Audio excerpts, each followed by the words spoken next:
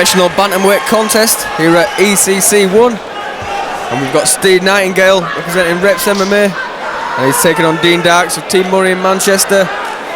Primarily a boxing team, Team Murray. Steve Nightingale, a very good grappler. Also training at Cowbon. So he's training with high-level guys. And you've got to think he's going to be just a step ahead in this matchup. We've got a big supporters, Nightingale.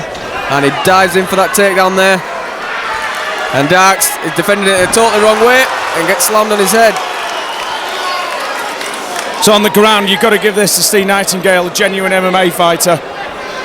Yeah, and as I was saying, good submissions. He's submitted guys like Deck Williams, you know, very well-versed fighters themselves. So Nightingale definitely got to be the favourite. And he's got the mount now. And Grapevine's in there as well. Yeah, I think we're going to see a finish coming quite soon.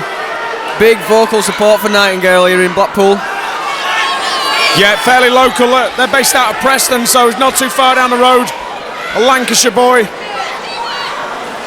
And going for the head and arm choke there. The arm triangle on the opposite side. Just tucking his head in nice and tight, and I think he may have it. Yeah, Dean Darks going to defend it. He's managed to answer the telephone.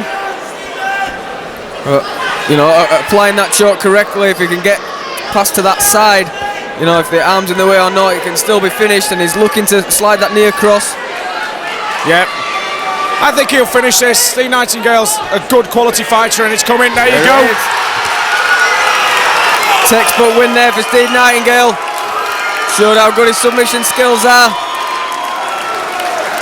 And gets a win in front of a very vocal crowd. And very happy about it. Going to the cage for the official decision.